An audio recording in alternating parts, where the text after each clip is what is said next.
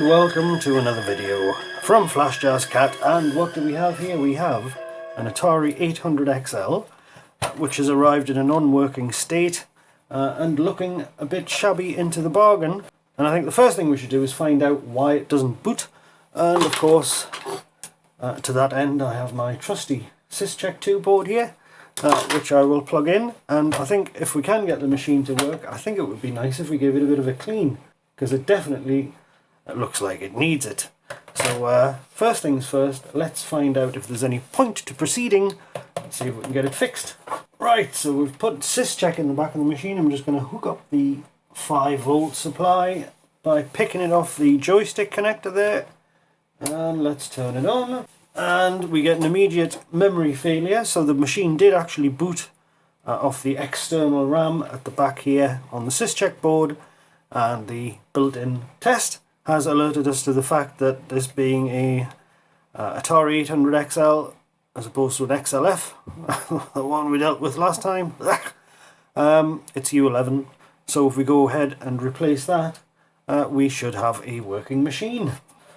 Okay, so just lift the lid off here and we can put this all to one side, and we will get the motherboard out.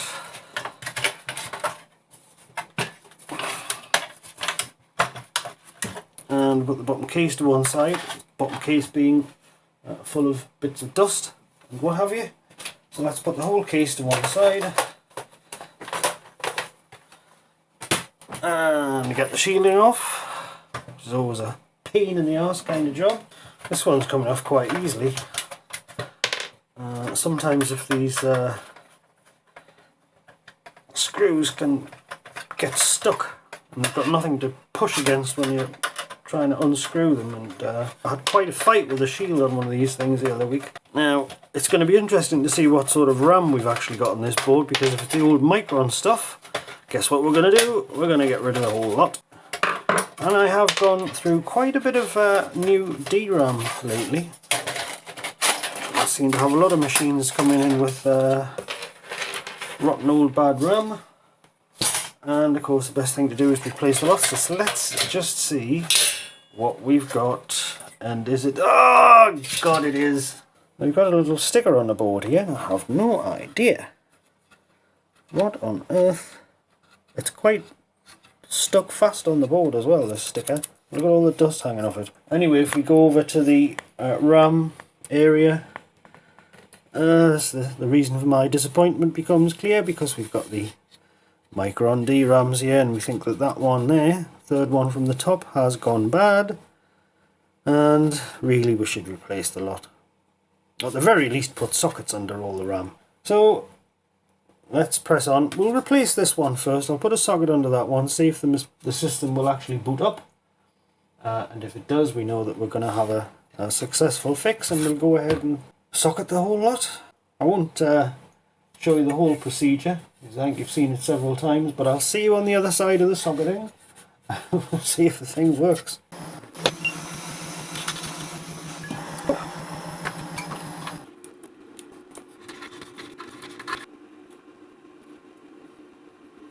Alright, so let's grab another RAM chip. I will try one of the Tesla chips, brand new. Let's pop that in there. It's sitting a bit high. Let's try that again. That's better. Alright, so let's see if we get a boot. And we do. So there we are. So now we have a working 800XL. It needs the chroma to be hooked up. That's not hooked up at the factory on this particular model, of course. And what I'll do is I'll now go away and socket all of the RAM, replace it with the nice new Tesla DRAMs, and then I think as a courtesy we'll give the machine a bit of a clean, and we'll see what we can do. We'll see what some light cleaning does to the case. So I will be back on the other side of the RAM replacement. A little later, after we have taken away the nutty DRAMs, you know. Here we are with our brand new RAM, all fully socketed there. So let's have a look, see if it works.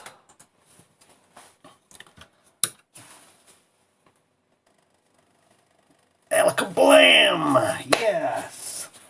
There we are, one working 800XL. Alright, so before we start to wash the case down, the bottom half can go pretty much straight in the sink. Might mask the badge up. It's not a big problem if you get it wet, but you don't want to be obviously scrubbing it down. So you could mask that up. But let's take the keyboard off. The keyboard's going to need a bit of a clean as well. But I mean, the case has gone a little bit yellow, but I think we can still, without the expense and the time-consuming activity of actually doing a retro bright job on this thing, I think it can probably look quite nice. You see all the dust in here. But we can basically blow this out, and then we can... I'm in two minds whether to actually take the keycaps off this one, because it's quite nasty. How difficult would that be? Not difficult. And it's not good, it's got the proper decent switches on. There's a variant of this keyboard that has actually no... The switch is completely open, and the plunger just buckles like hell when you actually press the key down. But fortunately this is not one of them. I'm tempted to take all the keycaps off. I don't normally do that, but I'm tempted to take all these keycaps off and just wash them. I think that would be worth doing. So we'll do that. So I'll put the keyboard to one side for a minute, and we continue to remove bits that need to be removed before we can submerge it, basically. I mean, we could submerge it like this, but I can't really see the point of submerging metal parts. So we'll take the whole lot off. So you've got two screws at the back here that fix these plates, which grip the axle for the axles on the two cartridge bay doors. They may actually have the protective film still on the top of them, so we'll take that off, and we should get nice looking brushed aluminium underneath. So we're going to take these screws off. Some of the brown parts are actually glued onto the paler plastic, but not always. And if it isn't glued on, it'll just drop off, and we can clean the two separately. If it is glued on, that's no problem at all, but I'm going to take the screws out regardless. So this should actually lift off. Is it glued on? It might be glued on actually. Is it? No, it's not glued on. Is it glued on? Or is it just pretending to be glued on?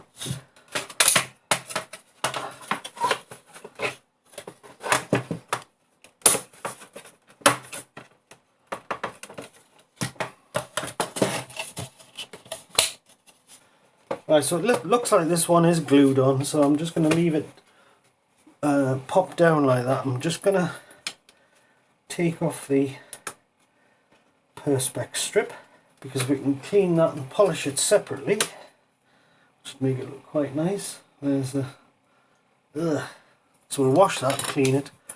We will wash this, and we'll wash the bottom case. Right, so we've got a nice plastic tub here. I'm going to pop the keys in there. Just pop them all off.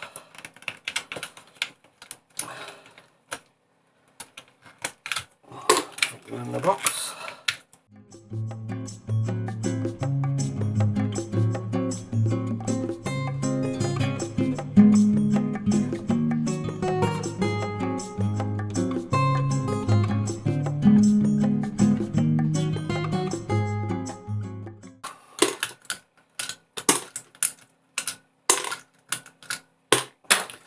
Console keys up as well.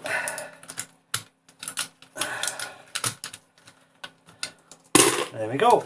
Now this will just brush out, the dust will just brush away from that. We can use a little paintbrush or something to get rid of all the crap. And now we've got a nice tub of keys. We can wash them. So I will be back shortly.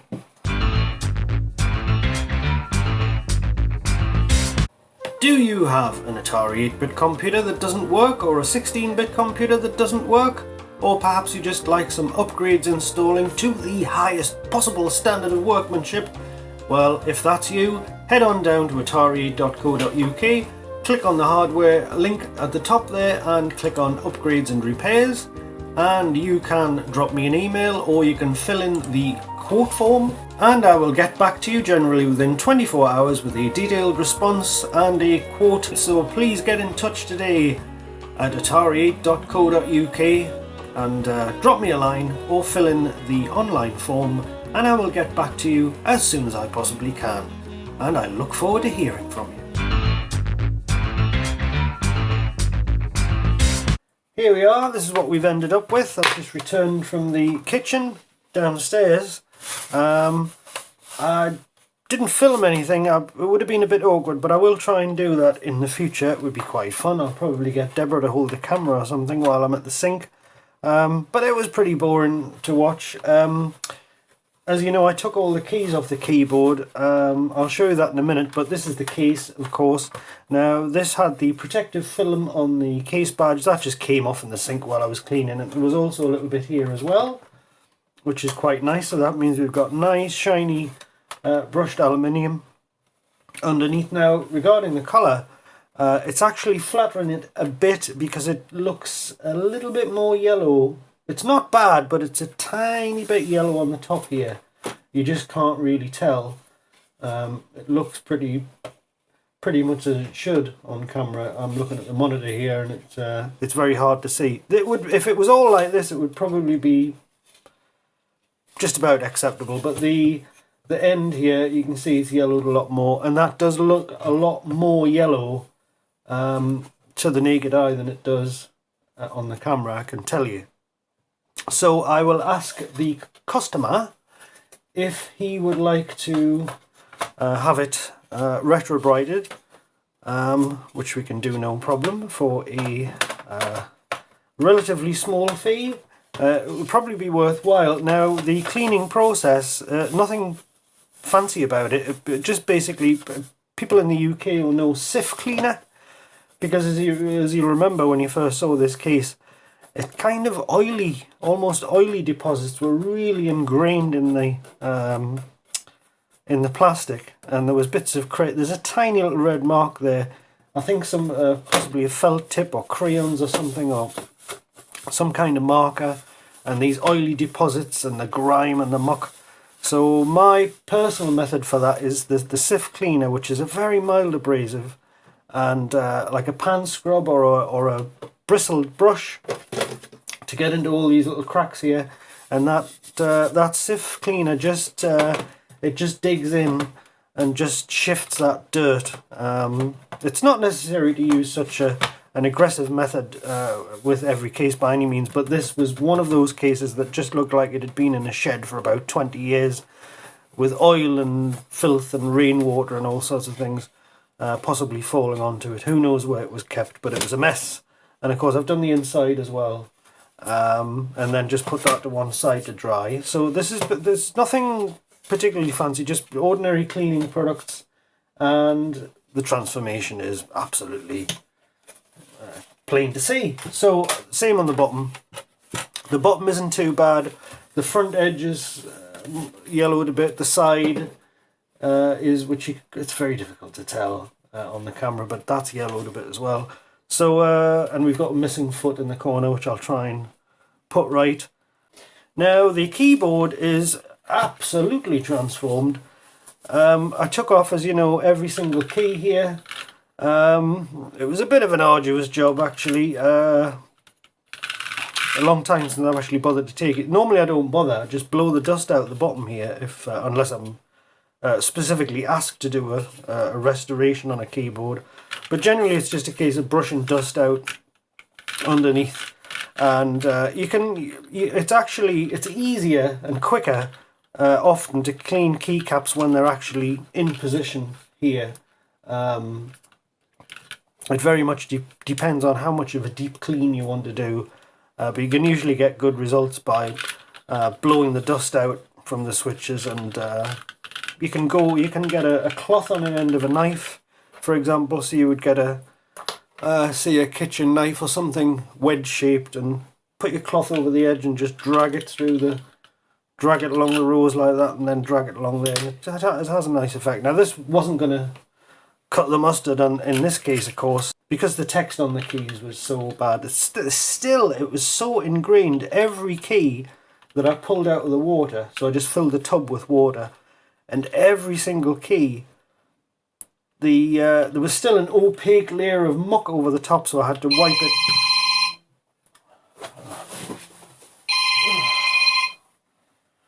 Yes, dear.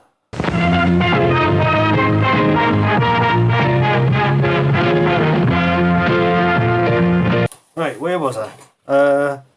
Yeah, so there was an opaque layer of muck, and I still could go over a couple of these again with a toothbrush, but they all had to be rubbed, either with the little bristly brush or a toothbrush or something, just to get that off.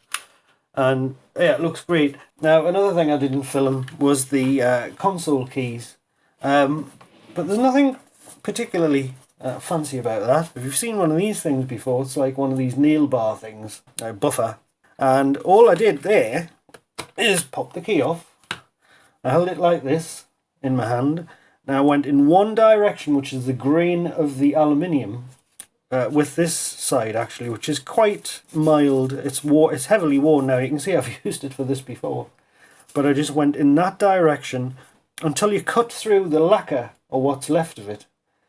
You sometimes have to go in a bilateral direction, but thereafter, when you're trying to get the grain, which you can probably see there, when you're trying to get that grain, you just want to contact in one direction, so lift and then scrape along like that in a sort of a looping fashion, because you're going to spoil the grain if you go in both directions, and that's the effect, and it takes minutes. So you could go over this with a lacquer or something, a light spray of lacquer, and it would be more or less like it was when it was first put together, but it looks a lot better than it did. The cartridge bay doors were a nice easy one. They had the original protective film on, so that just peeled right off. It's left a couple of little marks there. They can probably be wiped off with isopropyl actually. I'll have a go, because the longer those protective film, when it's left there for decades and decades at a time, that's kind of coming off. When it's left there for decades at a time, what it can do is actually bond to the aluminium in a manner which you just can't shift. You can see that's coming off there. So it's left little skid marks on the paper towel. That was nice and straightforward. So the cartridge bay doors are going to look good when we put them back on. And the last part was the Perspex strip. It just looked a bit scuffed up, so I've cleaned it, and I've used this stuff with a microfiber cloth, just a little bit squeezed on there, white microfiber cloth, buff backwards and forwards, and then use a dry part of the cloth to get rid of this, and it looks gorgeous. So here we go. Here's we can put the insert in now. It's a little bit fiddly. Just be careful we don't snap the tabs on the side. There we go. So that's in. And let's put the cartridge bay doors away. I'll put it back together. Even if the owner says that they do want the retro bright thing done, it's not going to be a big problem to take it all apart again. So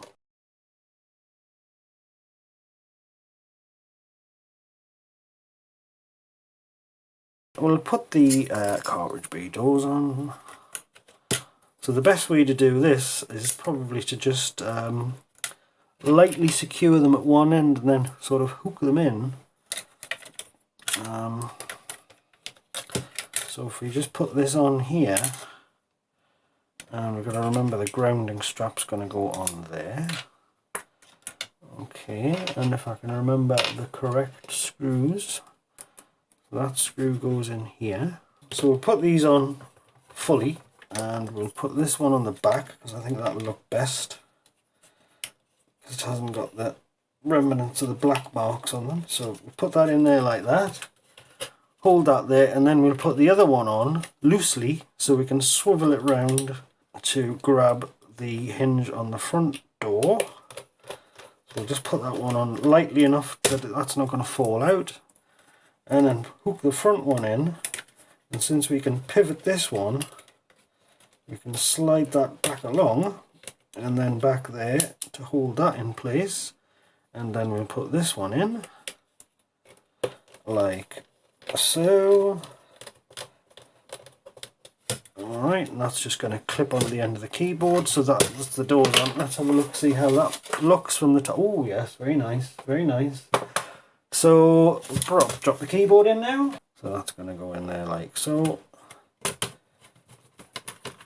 Right, there we are. Okay, so there's our assembled and completed case. You can see this side looks a bit rough. Looks much nicer, doesn't it? I mean, it's I think you'll agree it's transformed. So if we just clean up the motherboard now, which we can do with a little brush, just to get out the worst of the dust. What we can do next, if we pop the iron on, we will add chroma. So we're just going to attach a wire to the this pin here on the video jack, and we'll run that along there. It's a bit thick, this wire, but it's it'll be durable at least. I thought green might look nice against the PCB, different to the usual grey. We've got our 100 ohm resistor, which we're going to attach down here. I'm going to add a little bit extra solder right there between those two legs. We'll wedge that in there. That's quite good. Just a little turn in it there. Alright, and then route our wire. Right, so I'll just join that together. Okay, there's our chroma wire, and I think we might as well send 5 volts to the PBI connector while we're about it.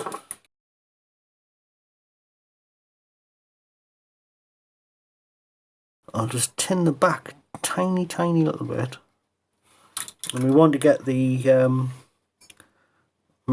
shield back on as well, and it should be sufficient. Just like that. And that looks pretty much there. I could actually replace this tape as well. It looks a mess.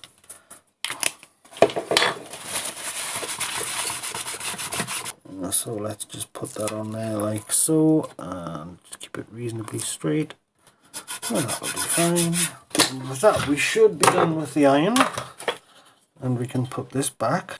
That's nipping the wire, but that's actually fine because that's going to keep the wire out of the way of the shield, which is what we absolutely do want. I won't bother putting the shield back on at the moment. I just want to put the whole thing back into the case and see if it works. And hopefully we're not going to encounter problems with the keyboard that maybe the owner didn't even know about because the computer wouldn't boot before. And there we have it. There is our completed 800XL. So let's see if our nice clean looking 800XL actually boots up and gives us a colour picture. And yes, it does. It should really check the keyboard. So let's go down to the keyboard test, and we can see that happily all the keys work. We'll exhaustively test it. Ah, there's one that doesn't work. The space bar doesn't work. We've probably got a dodgy switch under the space bar. So, oh well, let's fix that then. I think that's the switch for the space bar. So if we measure here, and hopefully when I press the space bar, it's still open circuit, and it is. So I've just verified that with a different key. If I can get my finger in this appropriate nuts. There we go. So we've got a bad switch under the space bar, so let's go ahead and fix that while we're about it. So I'm just going to heat the legs. Not going to dwell on them too much because these pads on the bottom will have a habit of coming off. There we go, so that's the switch gone. Oh, this is kind of alarming. This is my EWC donor board, and as you can see, it's got 3 switches left on it. Oh well. God, I can't believe there's only 3 switches left on this board. The only reason this became a donor, I think, was because I'd used the console keys for a project when I was young and daft, and I used to actually cannibalise perfectly good keyboards. I know. Right, make sure it's flat. Put a bit of a new solder on there. There we go. Nice shiny solder. Now, I'll just quickly circuit test it because I don't want to be caught out again. I'll get a beep.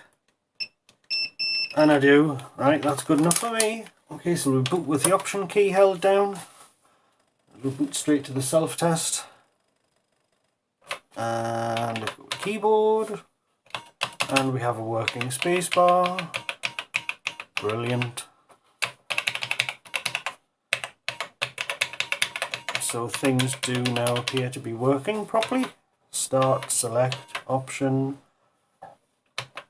There we go. With that, I'll bring the video to a close and thank you very, very much for watching. Right, so the customer did get back to me overnight and said that they were interested in retro brighting. They didn't actually know that you could remove yellowing from the plastic. We did lose the sun part way through the day, so the end here had to go into the, it's a little bit damp there, the end had to go into the light box. You can see that featured on the channel in a magic light box video, and it's actually remarkably effective. This end of the case was actually the worst affected part, so I just treated that part repeatedly until it matched the rest, but hopefully you can see how nice it looks. It is appreciably less yellow here. I did say that it's not always captured well on camera. There was quite a lot of yellow along the front edge here and along the side. I think the end panel here, it's not going to be a perfect match, which it isn't a perfect match. Why don't we put the thing back together for a second time and we'll do a proper unveiling at the end.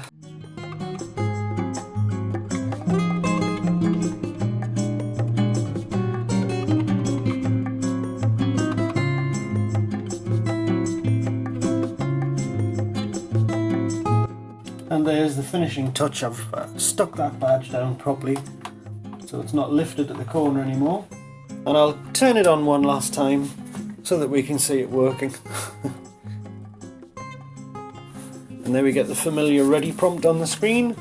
And of course we've repaired the keyboard so the spacebar works now. And everything works absolutely perfectly.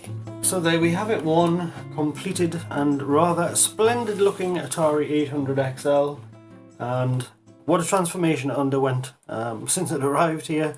Of course we had the only functional problems was the bad RAM and the switch under the spacebar. Other than that it was all cosmetic, and well, what a cosmetic issue it had. It was absolutely filthy, but as you can see, it's back to its former glory now, and hopefully the owner will get many years of pleasure from using and looking at this machine.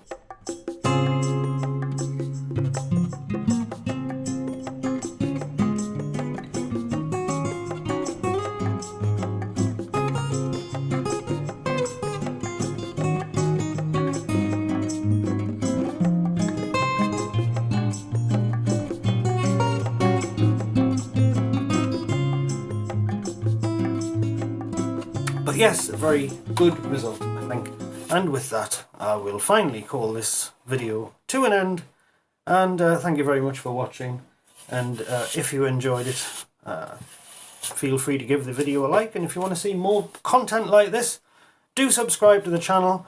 And I do have a Patreon page. And thanks again to those who have signed up. It's very much appreciated. So, thanks again for watching. And I'll see you in the next video, so bye-bye for now.